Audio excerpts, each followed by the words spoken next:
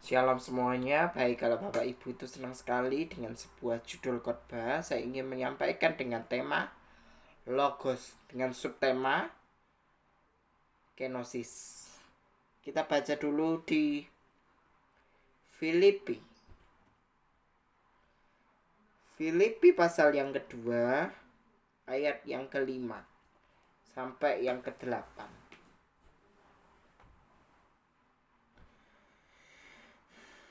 Ayat yang kelima, hendaklah kamu menaruh hidupmu bersama menaruh pikiran perasaan yang terdapat juga di dalam Yesus Kristus.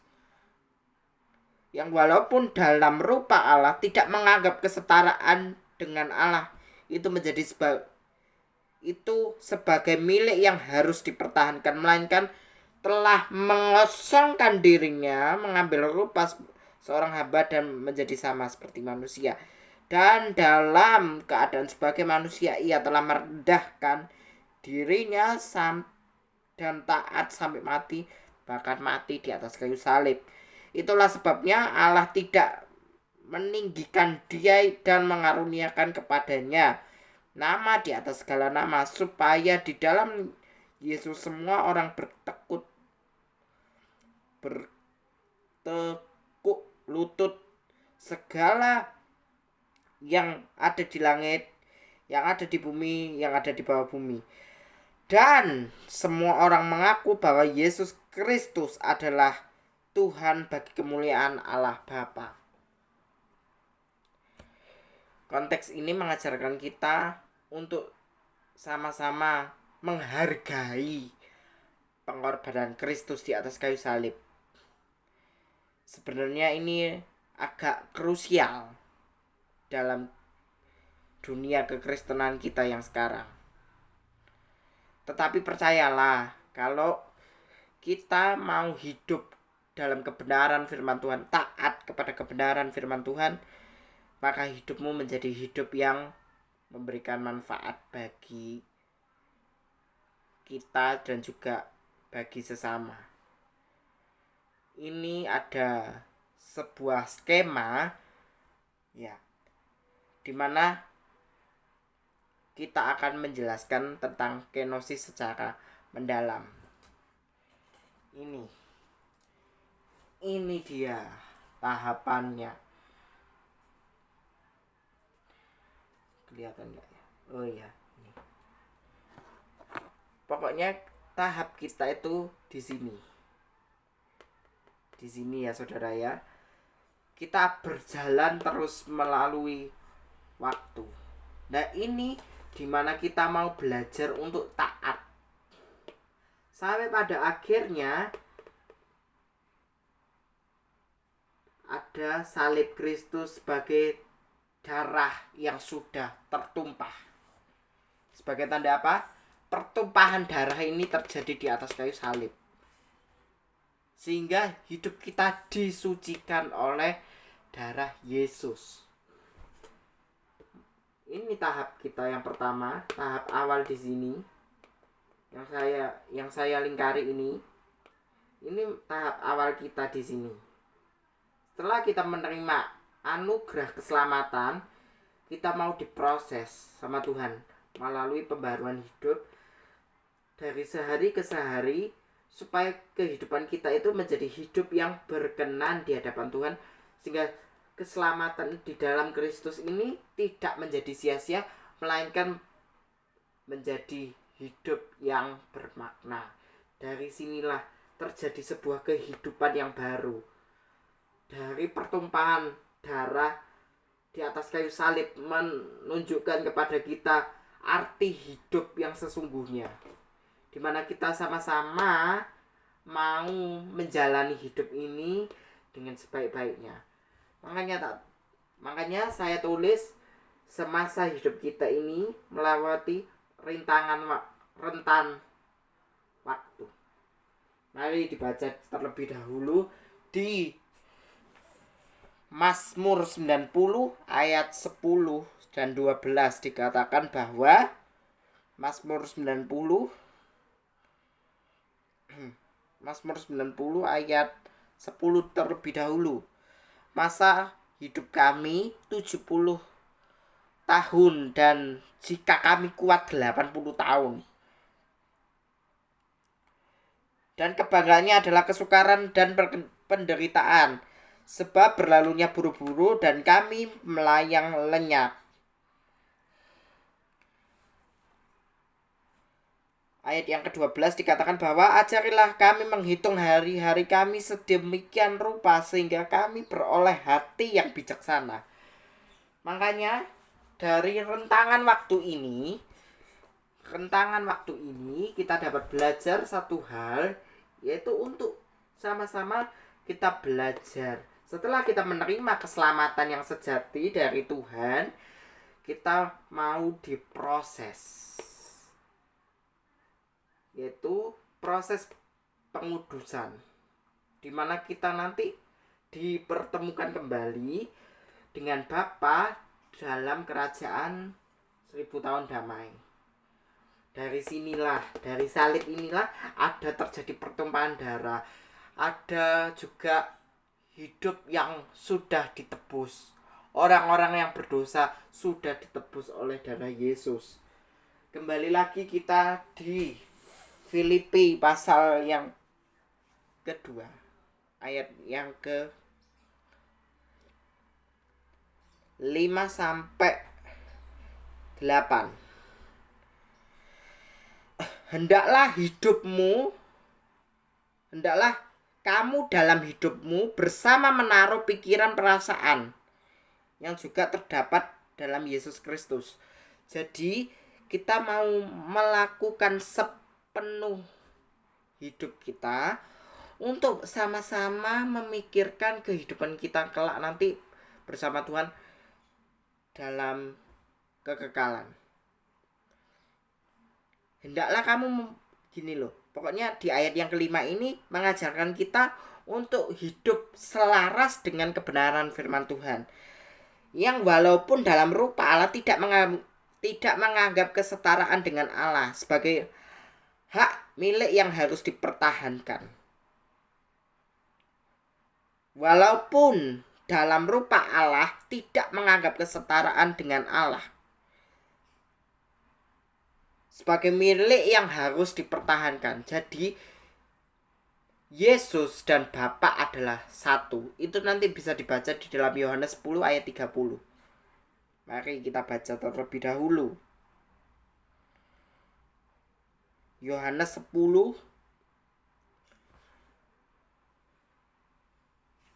ayat 30 dikatakan bahwa aku dan Bapa adalah satu.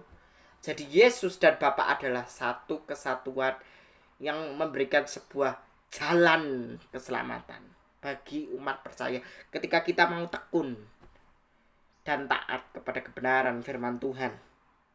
Sehingga hidupmu itu diperbaharui dari sehari ke sehari untuk mencapai sebuah standarnya Tuhan yang Tuhan inginkan dalam kehidupan kita.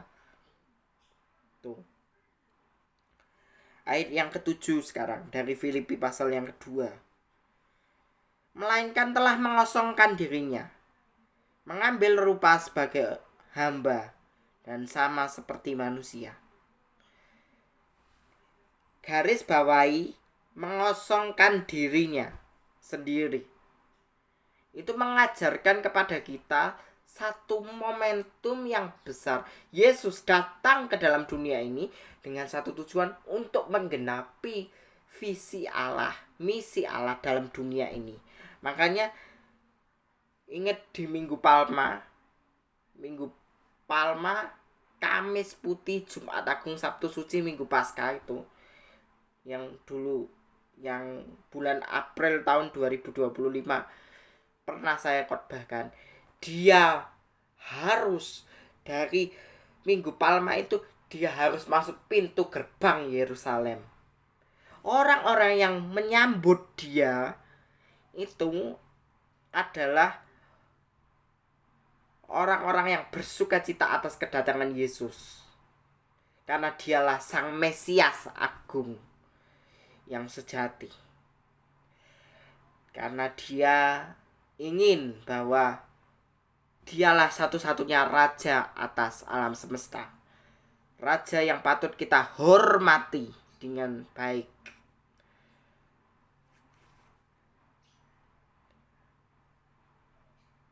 Dari momen Minggu Palma, Yesus masuk ke depan pintu gerbang Yerusalem sebagai wujud penggenapan janji Bapa.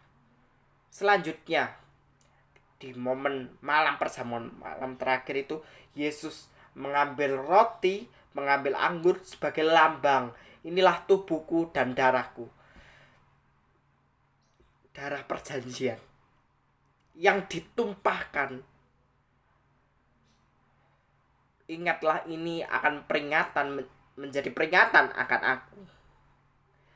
Pada malam waktu itu dia meminum anggur cawan itu. Sesudah itu, setelah malam perjamuan terakhir itu, dia membasuh kaki para murid. Setelah membasuh kaki para murid, dia berdoa di Taman Getsemani. Dari Taman Getsemani lah perjuangan Yesus dimulai. Setelah berdoa,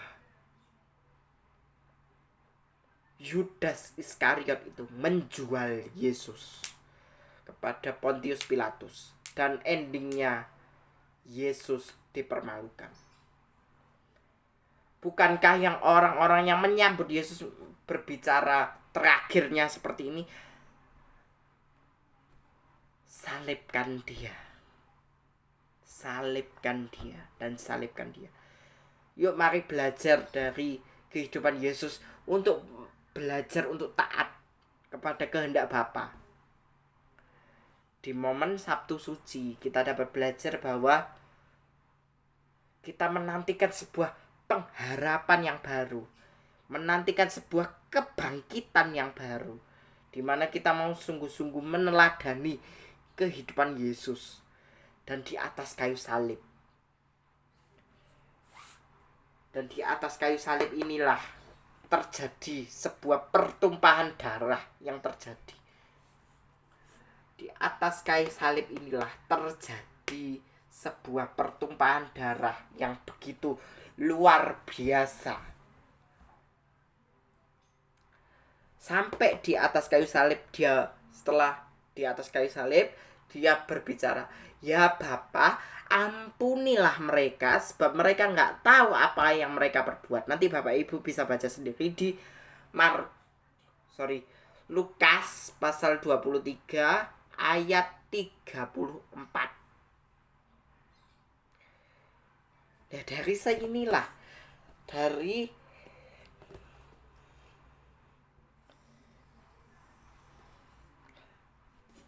karya salib lah ya terjadinya sebuah kehidupan yang baru. Adanya pertumpahan darah di sini. Di atas kayu salib ada pertumpahan darah yang begitu luar biasa dalam kehidupan kita. Makanya di kehidupan ini kita dapat belajar betul-betul mengiring Tuhan dengan sebaik-baiknya. Dengan tujuan apa? Supaya nama Tuhan itu dapat dipermuliakan di setiap waktu, di setiap momen yang kita lakukan yang terbaik bagi Tuhan.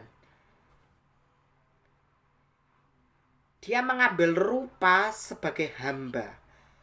Hamba itu adalah Yesus, adalah orang yang taat. Dia mau memiliki hati yang mau melayani untuk sesama. Dan dalam keadaan sebagai manusia, ia telah merendahkan dirinya, taat sampai mati di atas kayu salib. Ini loh, di ayat yang ke-8.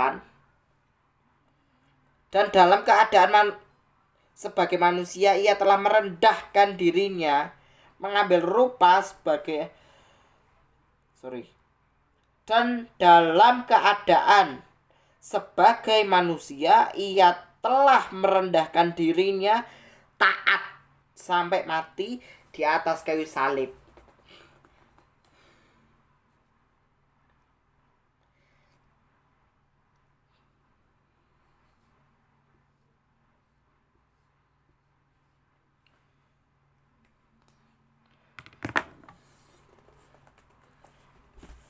ini anggap aja Yesus, dia sudah melakukan pertumpahan darah terjadi. Dia disiksa, dicambuk, dipermalukan, dihina, diolok-olok. Demi siapa? Demi penebusan dosa umat percaya. Dan dia ingin bahwa kita mengikut dia, mengiring dia, memikul salib kita dengan sebaik-baiknya, supaya nama Tuhan itu dapat dipermuliakan. Itulah sebabnya Allah sangat meninggikan dia dan mengaruniakan kepadanya nama di atas segala nama. Yesus adalah Yesus adalah raja di atas segala raja. Yesus dan Bapa adalah satu kesatuan untuk mengerjakan. Yesus datang ke dunia mengerjakan sebuah visi Bapa, yaitu rela mati demi pengorbanan dosa umat percaya. Supaya di dalam nama Yesus semua orang tunduk, berlutut, segala yang ada di langit, di bumi, di bawah bumi, semua bertekuk lutut menyembah nama Elohim Yahweh yang benar, Bapa yang benar, Yesus Kristus yang benar. Dialah karena dialah Bapa yang sungguh-sungguh mengasihi dia melalui pertumpahan darah di atas kayu salib. Inilah yang menunjukkan bahwa cinta Bapa kepada anak-anaknya. Makanya sering dikatakan bahwa di Yohanes 3 ayat 16 dikatakan bahwa karena begitu besar kasih Tuhan akan dunia ini sehingga ia mengaruniakan anaknya yang tunggal, yaitu Yesus Kristus, supaya barang siapa yang percaya kepada Yesus tidak akan binasa, melainkan beroleh kehidupan yang kekal. Karena Yesus adalah satu-satunya jalan keselamatan, kebenaran, dan kehidupan yang abadi. Makanya dalam kehidupan ini kita dapat belajar dalam rentan waktu kita ini, dalam rentan waktu ini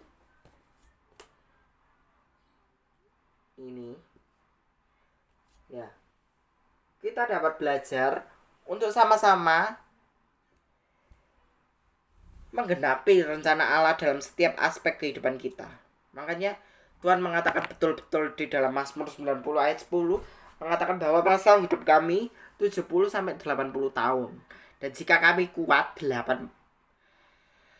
masa hidup kami 70 dan jika kami kuat 80 tahun. Itunya semua kesia-siaan dan kebanggaan dan kesukaran.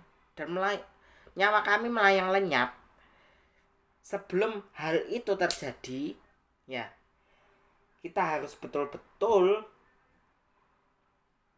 menggunakan waktu kita yang terbaik untuk kemuliaan nama Tuhan, karena Yesus telah mati demi penebusan dosa umat percaya, supaya hidupku dan hidupmu dapat menjadi sebuah alat bagi kemuliaan nama Tuhan.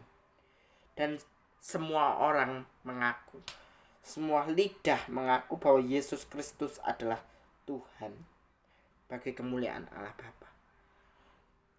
Yesus Kristus adalah Tuhan.